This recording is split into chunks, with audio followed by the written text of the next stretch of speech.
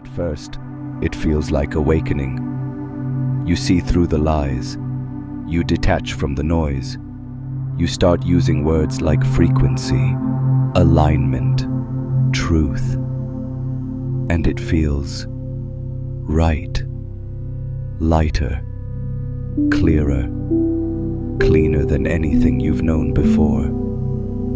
But there's something else that starts to grow, quietly, carefully, just beneath the surface of your peace.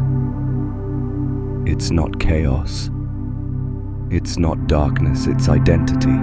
It's a new identity. One that whispers, you see things they don't. You've evolved beyond them. You're awake. They're still asleep. And just like that, your old ego, the one that craved approval, status, control, has shape-shifted. It's wearing robes now, speaking softly, quoting Rumi, but it's still playing the same game. Superiority, separation, control. This time of your image of enlightenment. You don't notice it at first, because it looks like growth. It sounds like wisdom. It feels like evolution. You start avoiding low vibration people. You talk about the third eye, shadow work, timelines. You meditate, journal, cleanse. You say the right things. You act the right way. You know how to perform awareness. But slowly, you realize something's tightening. You can't be messy anymore. You can't be uncertain. You can't be human without wondering if you've fallen back asleep. You've replaced one mask with another, the spiritual one. And now, every feeling you once honored has to pass through a filter of meaning. Anger must be unhealed trauma. Sadness, misalignment. Doubt, ego. You've turned your inner world into a diagnostic tool and lost the ability to just be. This is how the spiritual ego works, not with arrogance, but with subtle pressure to maintain your enlightenment at all costs.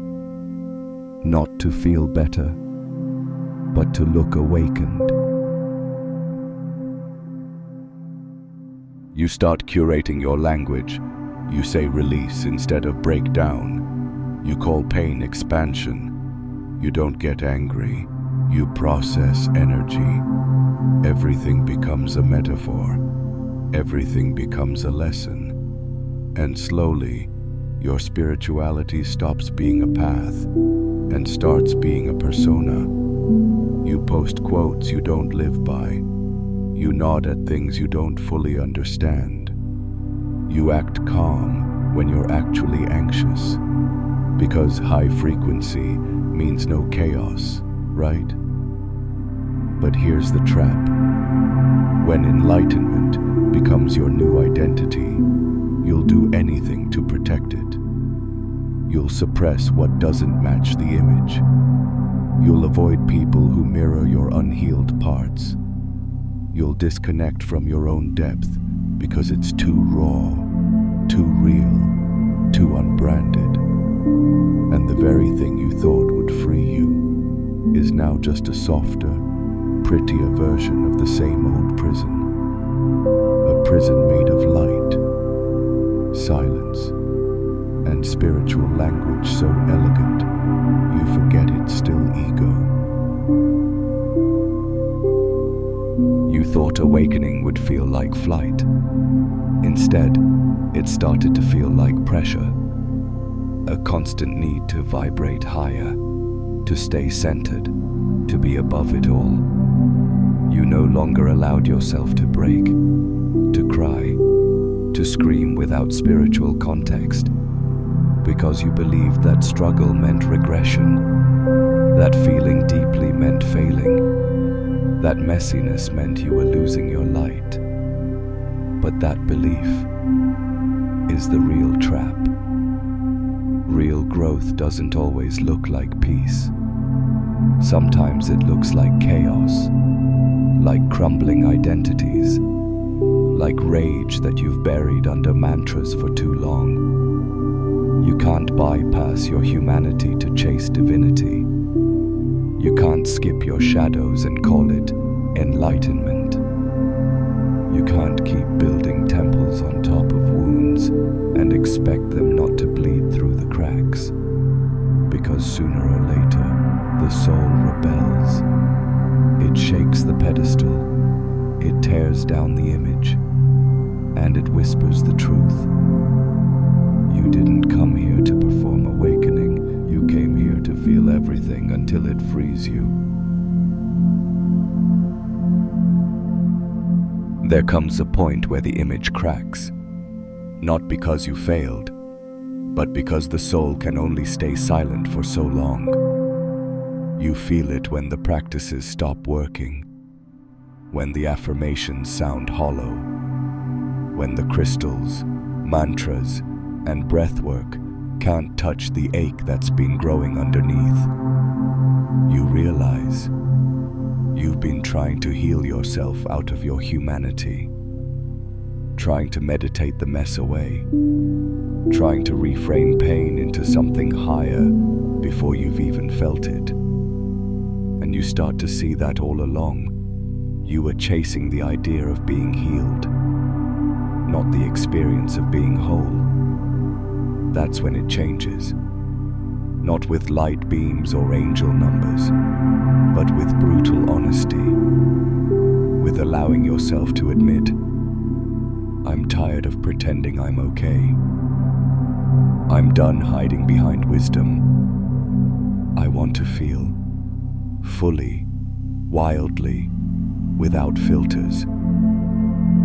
That's not regression. That's return. Not to the version of you who was always calm, but to the version of you who was always real. It's a strange kind of freedom, realizing you don't have to be evolved to be enough, that you can let go of the pressure to speak in codes, to act above the noise, to constantly transcend.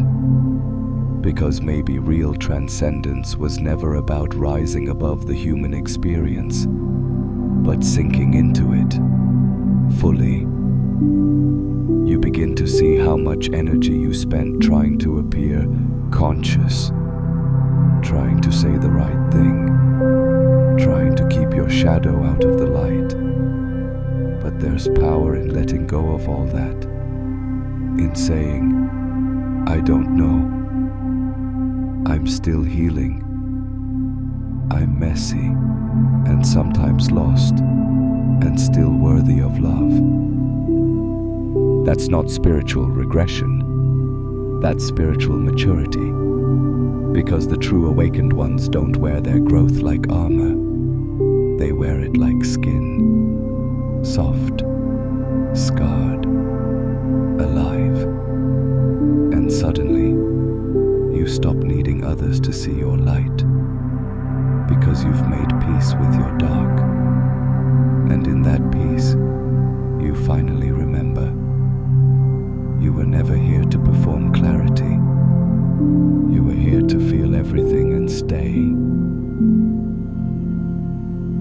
The light they told you to chase was never out there. Not in temples, not in teachers, not in curated quotes about love and detachment. It was always in the places you were told to hide, in the anger you suppressed, in the grief you carried in silence, in the shame you tried to alchemize before you even understood it. Real light isn't polished, it's raw. It doesn't sit on top of the pain, it rises through it. It doesn't avoid the shadow, it integrates it. And maybe that's what they never told you. That spiritual growth isn't about floating above the world.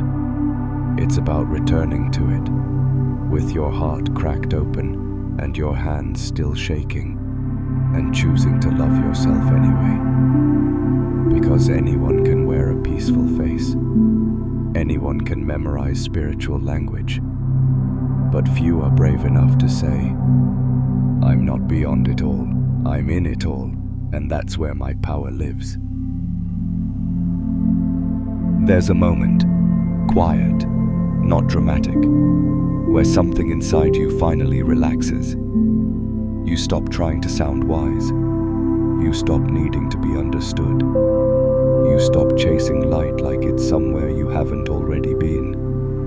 And for the first time in a long time, you feel human. Not broken, not behind, not still learning in some endless loop of becoming. Just human, messy, sensitive, sacred. You realize that the path was never about becoming something new, but about stripping away everything you built to protect yourself from feeling. You don't need to master every teaching.